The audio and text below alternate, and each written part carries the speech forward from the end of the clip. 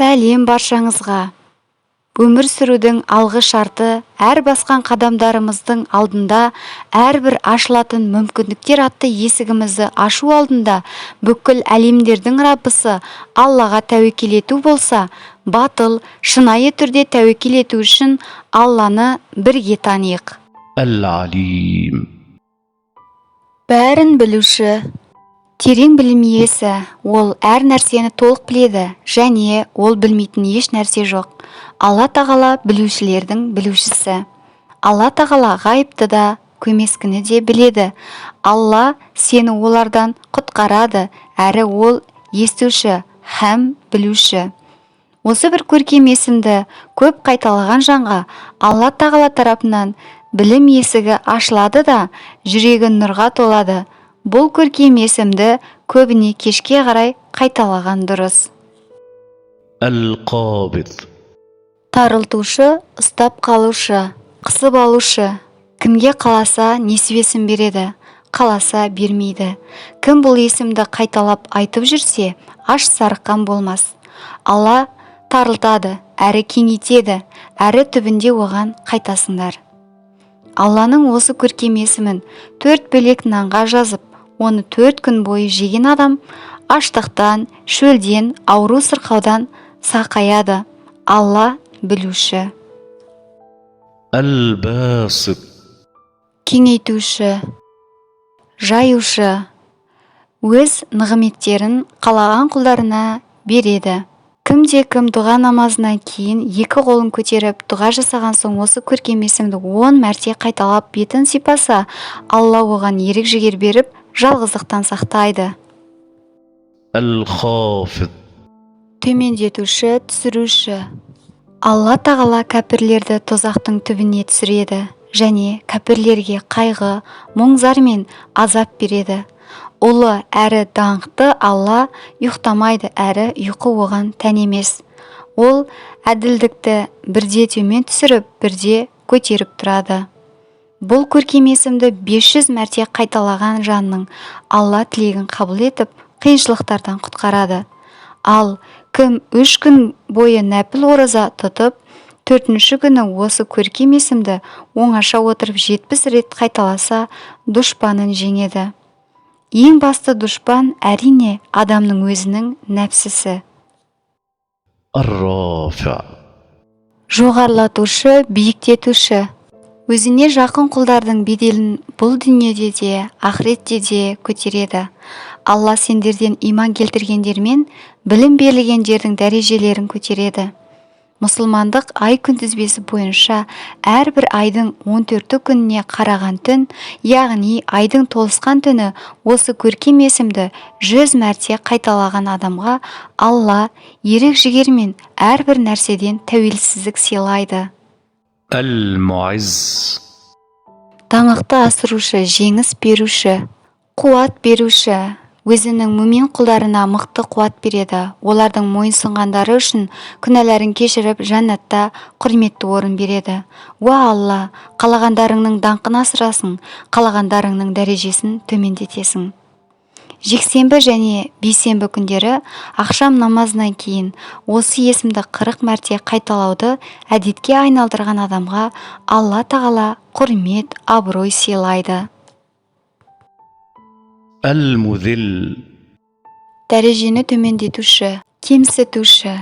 Кәпірлерді мойынсынбағандықтары үшін кемсітеді.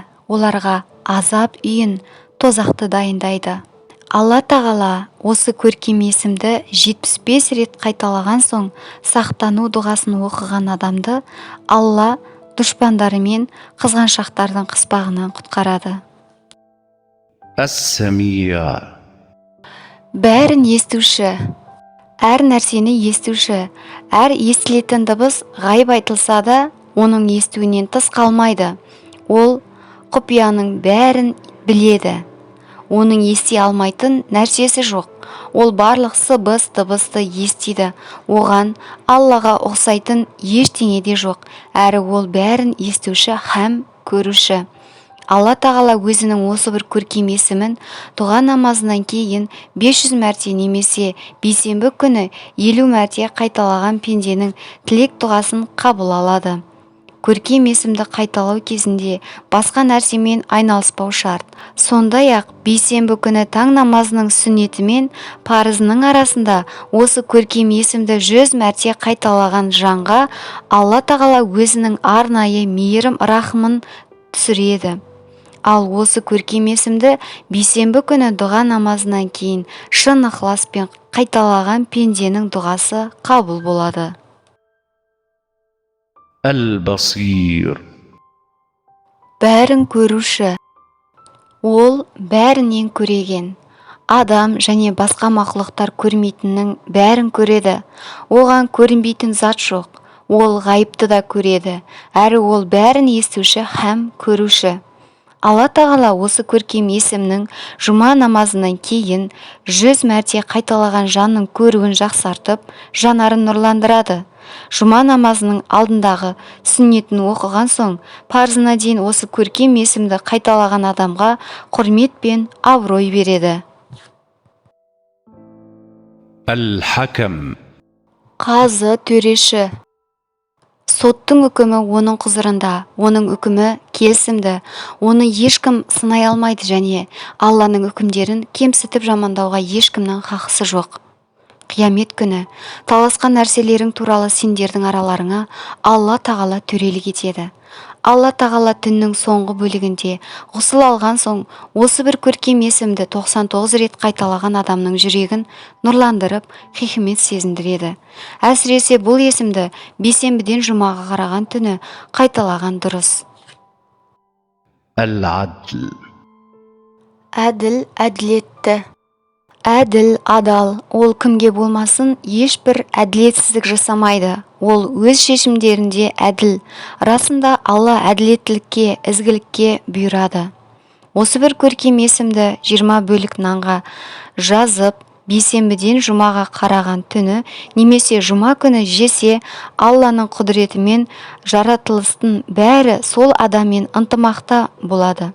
Ал кім жұмаға қараған түні 20 мәрте қайталаса, оның ықыласы мен шынайы достары көбейеді. Осылайша көркем есімдермен дұға қылу туралы деректер өте көп.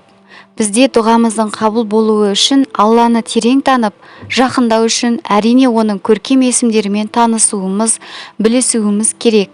Алланың көркем есімдерін дұғамызда, құлшылығымызда, өмірімізде қолдансақ, сол есімге лайықты түрде әрекет жасау өте маңызды. Дұғамыз орындалып, құлшылығымыз қабыл болсын десек, Алланың көркем есімдеріне лайықты болайық. Мысалы, я Раббым, сен ең әділетті, ең мейірімді, ең жомартсың. Сен уәдеңде берік тұрушысың. Әрекет етсең берекетін беремін дедің.